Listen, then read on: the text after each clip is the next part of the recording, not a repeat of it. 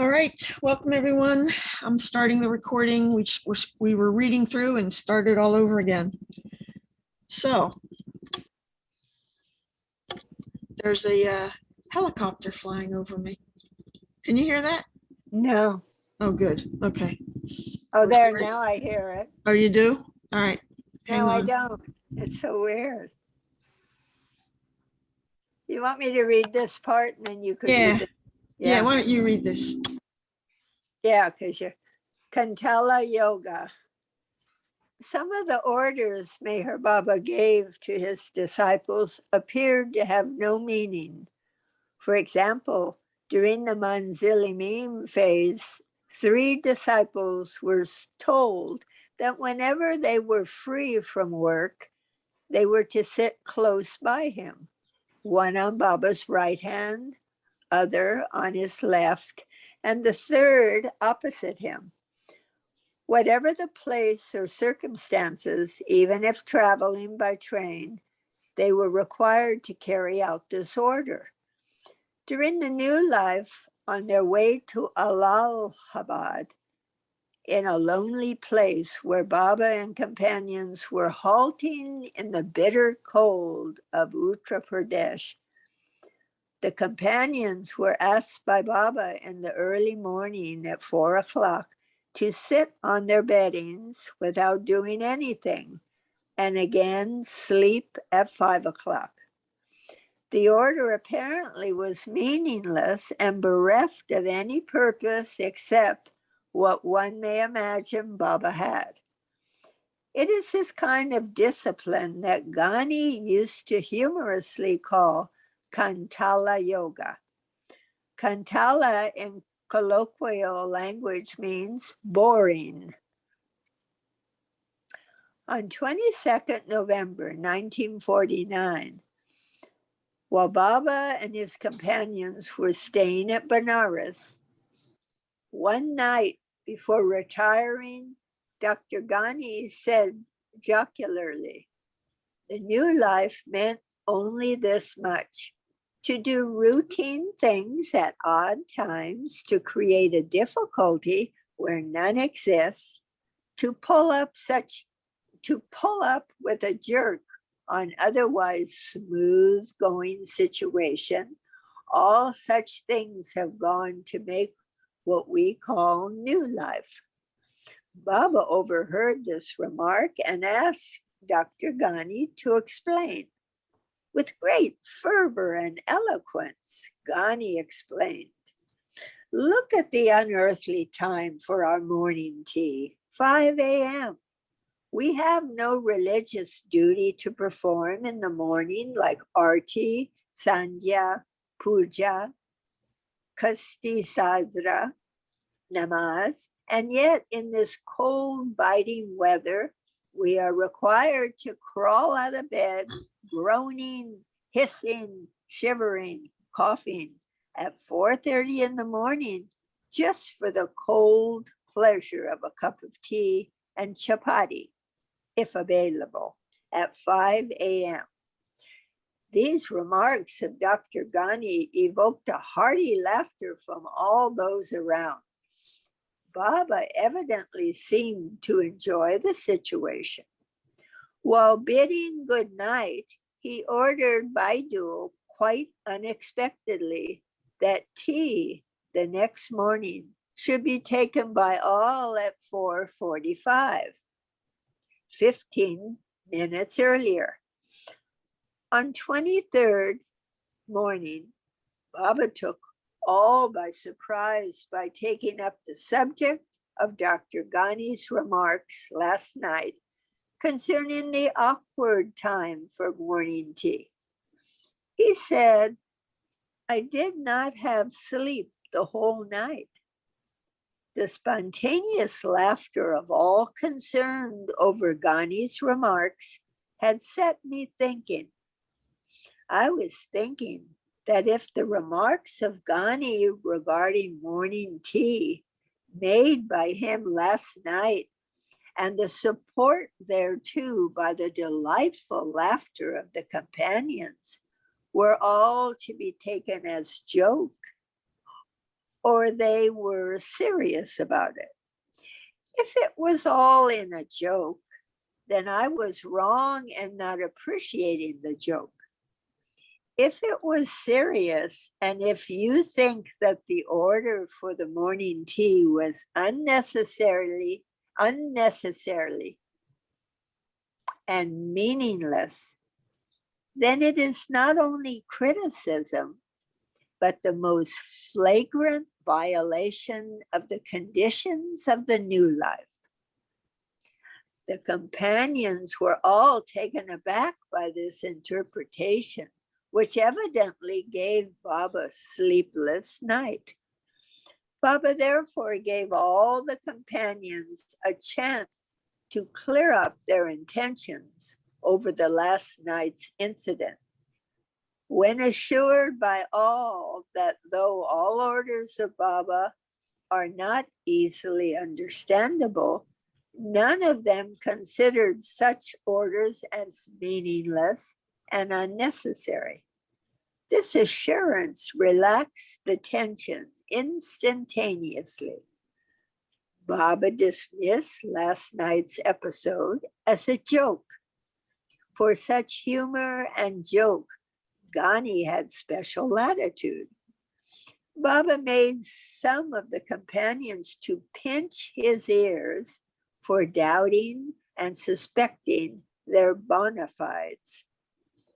He said that the one sleepless night for him was worth the satisfaction that he now feels over the clarification of the companion's mind and feeling. Whether one is able to see any meaningful purpose in such orders of Baba, apart from the obedience value, which itself is very significant from the spiritual point of view, it is true that those who were recipients of the strange orders from a perfect master were initiated into the highest form of spiritual discipline, constant remembrance of God, or constant communion with God, Sahaj Dhyan, which ultimately leads to Sahaj Samadhi, the goal of life. Okay, Elizabeth, are you there? Or are you just hanging out? Do you want to read?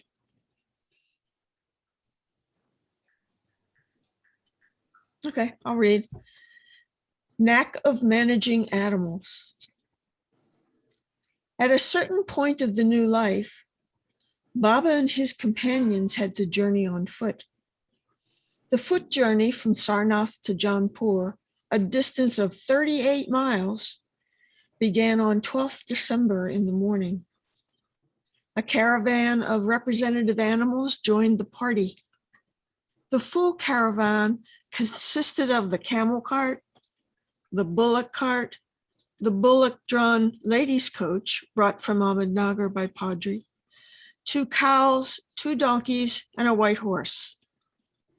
The whole cavalcade was given a spiritual or religious color in the eyes of the people by the attire of the companions, which consisted of the white kafni, green turban, and white shoes. The animals gave a good deal of trouble, in particular the 2 cows and the 2 donkeys. The first day, the cows and the donkeys refused to walk, and they were required to be dragged continuously the whole distance.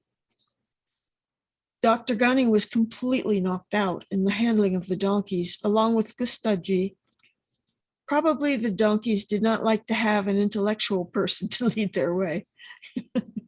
Ghani had an ordeal of his life. Seeing the plight of Ghani after the first day's halt at Shivpur, Ghani was ordered not to walk, but to ride the ladies' coach on the driver's seat.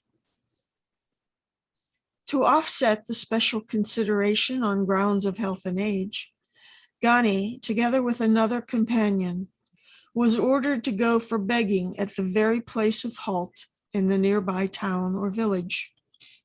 The experience of begging gathered on the way gave a deep insight into human nature. In spite of the difficult times, the villagers in particular could not refuse a handful of rice or flour if they could somehow manage to spare it. The donkeys were then given in charge of the ladies. They placed loads of luggage on the back of the donkeys and set them free. The donkeys behaved well thereafter and quietly followed the caravan. Ordeal of Obedience. To obey is to do what one is asked to do. In the army, one is expected to obey first and then complain.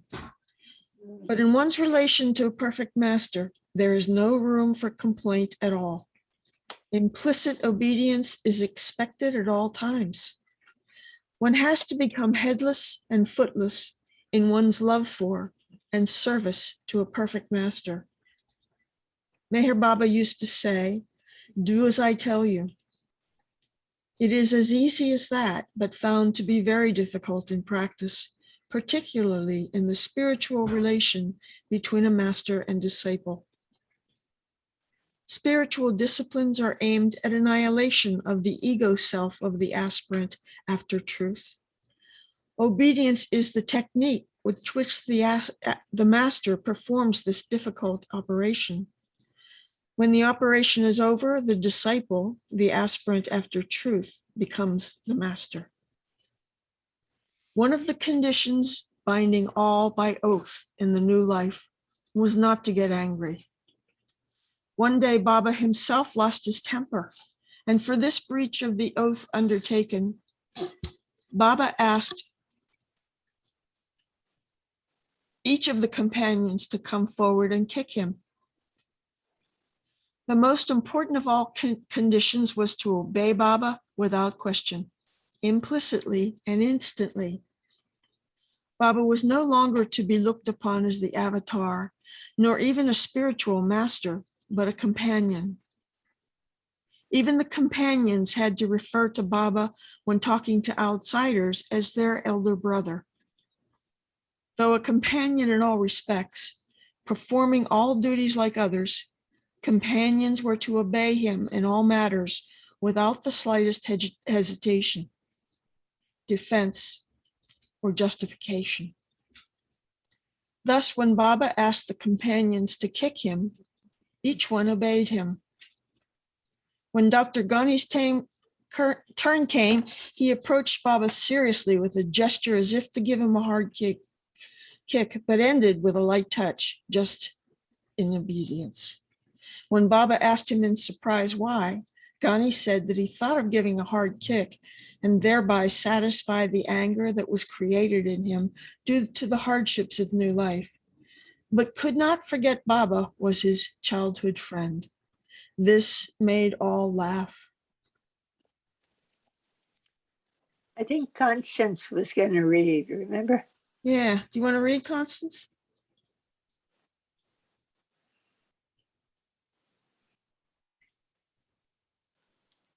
Elizabeth? Sorry, I forgot I was on mute. No, it's okay. You're probably halfway through it by now. When you are in Rome, do as the Romans do.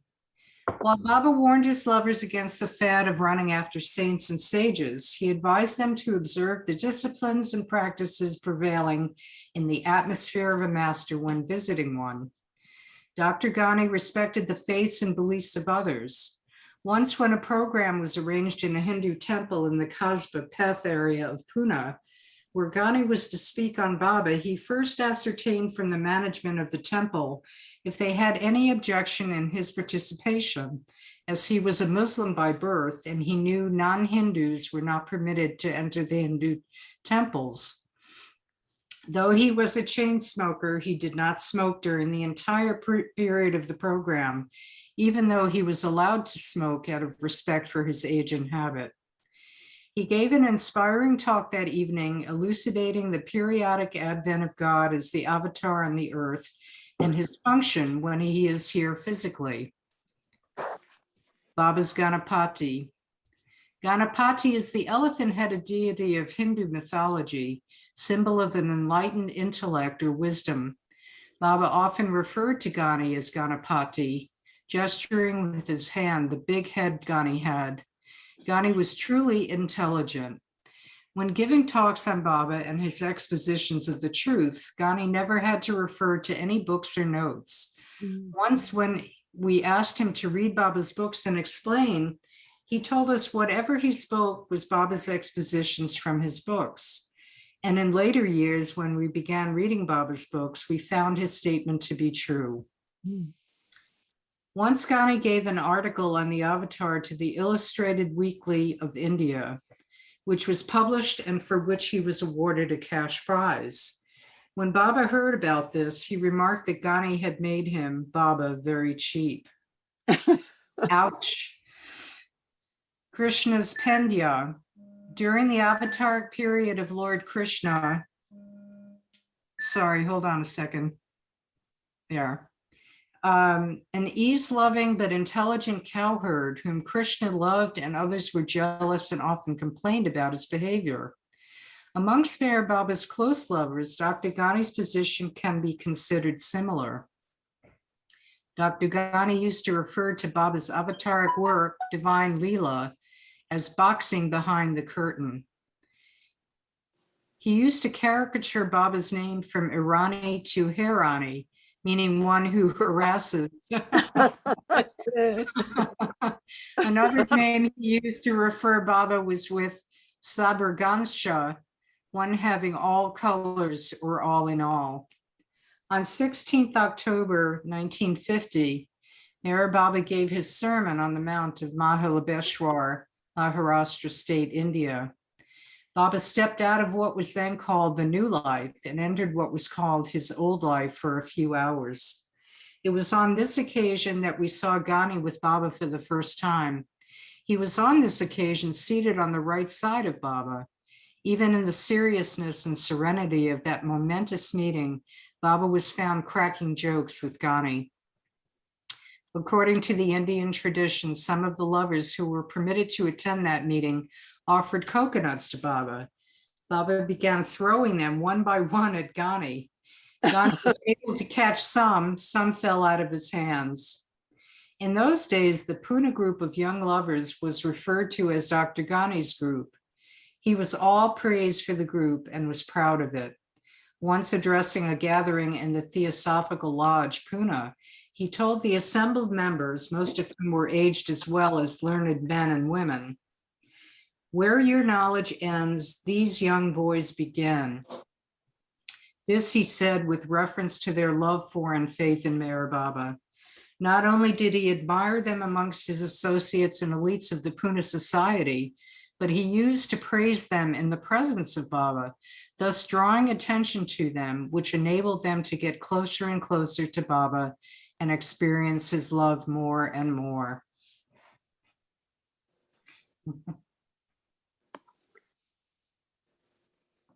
Cassandra, you're on mute. Muted. You're muted. Sorry.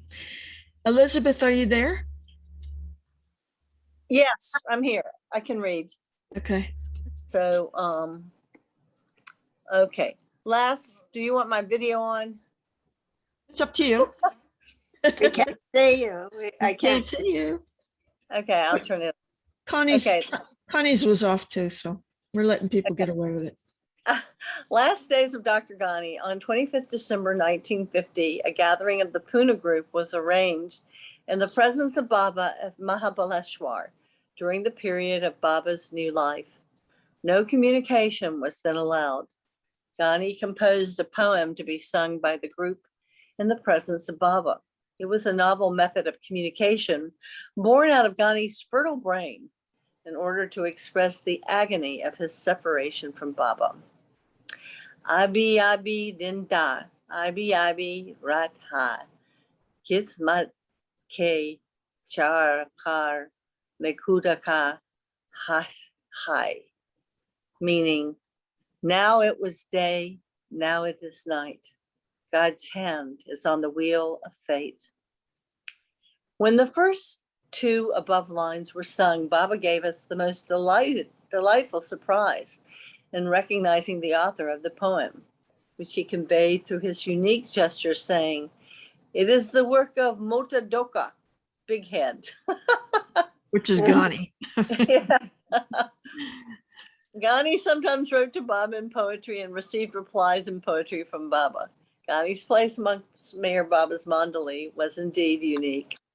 Ghani was not what one may call a handsome person. He was short, bending a bit on the back. He had a big and bald head. Yet his personality was very impressive. When seated, he would look young, but when standing, he would appear aged. He had a lustrous face, a man of wisdom he was. He was always immaculately dressed in Western style. He used to walk leisurely with a walking stick in his hand, and when entering a meeting place, he would always say, "Never too late, never too early, just in time." One evening, for attending a function at the Anglo-Urdu school, Pune, Ghani had to ride on a bicycle for a considerable distance. When the function was going on, he got a severe heart attack.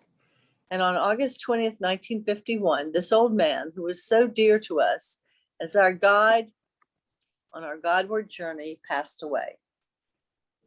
I remember that evening when we were going to pay our last respects to the departed soul, there appeared a bright and big flash in the sky. The atmosphere became all the more gloomy, adding to our grief. Later on, it was found that there was an air crash in Pune that evening. The voice of his master dropped its vehicle and drowned itself in the infinite silence of his master. Ghani's body was removed to Lonavala and buried there. Did I say that right? Lonavala. Yeah. Okay. The funeral procession was so largely attended that it was an unforgettable event in the history of that town. Many people joined the procession in spite of the heavy rain that day. By studying books of Baba and listening to talks on the spiritual subjects, one may gain an intellectual conviction on the states and status of the avatar. But listening to the function of God as man on the earth, popularly termed Divya Leela, or divine game, which is but self-giving love and self-withering sacrifice for the redemption of mankind, develops love for him. Ghani had created this love in our hearts. Referring to Baba, he used to tell us, "This is the costliest diamond I am giving in your hands. Hold it firmly at the cost of your lives." Wow. Baba's tribute to Dr. Ghani. In the circular NL New 30, life. in the circular New Life 30, dated 1 September 1951, issued from Hyderabad, Deccan, on 24th August 1951, Meher Baba said, "Of the many things I have had to renounce and to suffer in this new life, the passing of Ghani is among the greatest.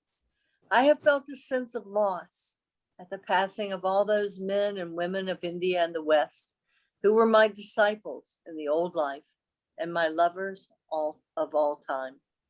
But this sudden wrenching away of Ghani is a disaster for me, the more cruel because it came at a time when the new life's consummation is so near at hand. To me, more than to any of you, Ghani was unique, and of all the work that still remains to be done for me by others, there is much that could have been done for me by Ghani and none else. The big head of his was truly a treasure house in which wisdom and wit were blended to perfection. We were intimate friends since our earliest years, and no one knows better than I how courageous and how loyal and loving was his heart. To me, therefore, Ghani was irreplaceable, both as a friend and as a tool for my work. For for those of you who were at the meeting in Hyderabad on June 28th, those of you who were at the meeting at Hyderabad on June 28th will remember that Ghani read out the explanation to my declaration and also the declaration itself. As one of the witnesses to that declaration, he was to fast on October 16, 1951, and say a prayer on my behalf. Until February 16, 1952, I want to feel that Ghani is still in the physical body, and I have therefore asked Ghani's son-in-law, Bagu, who was not present at the meeting of June 28, to act as Ghani's proxy on October 16 by fasting and saying a prayer for me. Ramju has been instructed to give Bagu so full and vivid picture of the meeting that he will feel himself to have been actually present at it. In this way, Ghani's duty as one of my witnesses to my declaration will be fulfilled. Meher Baba.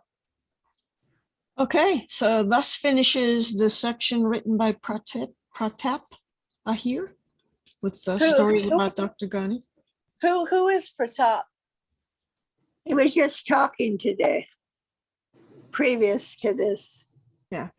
He talks every Friday. Talks every Friday. Yeah, I would love to hear this again, just from the funeral, and it's just very important. Well, if you'd like, remind me to read it next time. We can do that next time before we start. Right now, I want to share, because I like to have a little bit of a mixture in this particular group. I wanted to share a little bit of the letters that Dr. Ghani and Baba shared. I find them really fascinating because they give so much insight into their relationship. So this is on mayorbabatravels.com. If you're familiar with that site, it has a list of names of the men Mandali and women Mandali. So Mayor Baba Travels Life, is that the site? mayorbabatravels.com. BabaTravel.com. Okay. So this particular page has some of the letters that were written So between. I can find that in that site, right? Right. mayorbabatravel.com. Yeah, under Okay. Dr. Ghani. Dr. Ghani.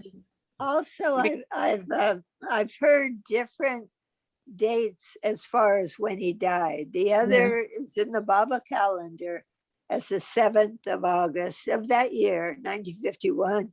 Yeah. And now it's the 21st, or, I wonder what day it was. Yeah, I've seen different dates too. So Cassandra, I have to go. Sorry, I have All right, my dear. appointment. I have to. Sure, we understand. So much. See you next week. Thanks a Thank lot. you. See you then. Bye. Jai Jai Baba. Deva. So I thought I would share this one to end up our meeting today. And that's Baba's handwriting, which I love to look at. Even though it's all over the page in a way, it just is like somebody who just, I don't know, has so much life, so much enthusiasm. Oh, and look so at much that courage. photograph. Yeah, beautiful. There's So, Dr. Ghani. Yeah. yeah, I don't see his head is bald though. His head has hair on it. Yeah, it does there. He did turn, I mean, it was very thin. Uh-huh. So here's that letter. Wait, are you seeing this page? Wait a minute, I changed pages. I think I have to Dear read. Doctor and somebody else. That's two people. Dear Doctor and Ramju. There. So this was a letter from, well, let's look at, I just wanted to show you the handwriting. Let's look at the transcript of it. There it is. Arangan. It was from Arangan, 13th of March, 1926. Dear Doctor and Ramju. So they were together. Are they brothers? Are they the ones that were in the partnership together in Lonavla? I think so, yeah. Dear Dr. and Ramju, have you entirely forgotten me? You could not even inform me the day you do Morat, the opening ceremony of the Kandala mill. Perhaps you chaps have no need of me. And so nowadays, no letters from you too. Well, anyway, I have need of you both. As regards the death of Jamshed, you know me better than one to feel for such matters. Thousands and thousands of such brothers of mine daily die and are born. And in my sight, none dies nor takes birth. That day I was in the jolliest mood, and the mind jolliness was not, and the jolliness was not feigned. Hope you chaps are well. Yours with love, Merwan. So we have time for one more. This is Ramju and Doctor. So this was how far before Dr. Ghani died? Oh, this is in 26. So this is while he's away in, yeah. Oh, so early on, 20 years Yeah. before he died. Yeah. Dear Ramju and Doctor, received your letters, also noted the contents of the latest in which you say of sending 1,000 rupees, that is, and of paying 400 of the rice by taking 200 from Baidul and 200 from Sadashiv, Babu, and 200 from Sadashiv. Very well, do so. Also, it would be best if by the 1st, instead of 25th, you chaps could send 3,000 rupees. I know you chaps' position, but be sure you won't be placed in a fire. So, you know, these guys were always getting in debt, and it must have been quite a period. They're away from Baba, that Baba would call them to him several times, but for the most part, they were living sort of hand to mouth. And It sounds like they were sending money to Baba. That's what I got out of it. they were sending money back and forth. Baba would send it to them. He would ask them to hold the money, and so on and so forth. As soon as the bungalows are sold, I'll pay you back, you, Dr. Sadashiv, and Babu. And you are the 4 chaps that have been aloof from directly serving me. And so this special and anxiety-causing service has been given you by me. Mind, it'll be the greatest service, as the need is most urgent. So try to do your best to 1, send 3,000 rupees by the 1st, and 2, to sell the Satchapur land for 5,000 rupees less 1,000, and the small bungalow for 13,000, and the big one for 26,000. With love, yours, MS Irani. It's so So- interesting how he regulated finances. He did that with Harry Kenmore as well.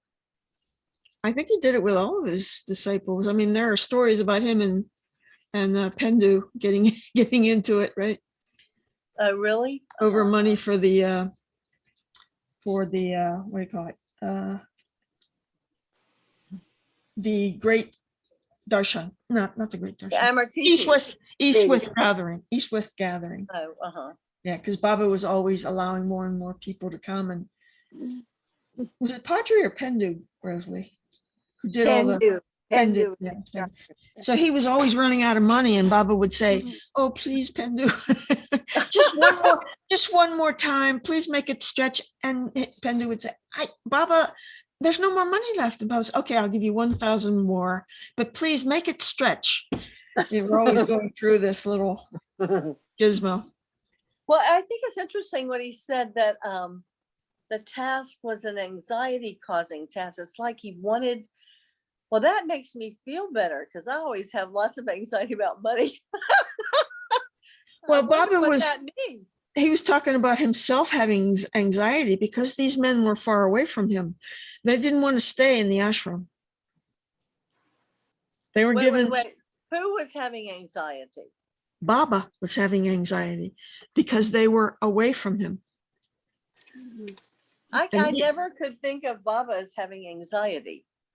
Well, of course, I mean, he was human. He was a God man. He was human. Yeah, Right. I'm just saying, I never thought Yeah. about it before. Yeah. I'm going to stop the recording because we're ready for the discourses. Who's Mm. doing this?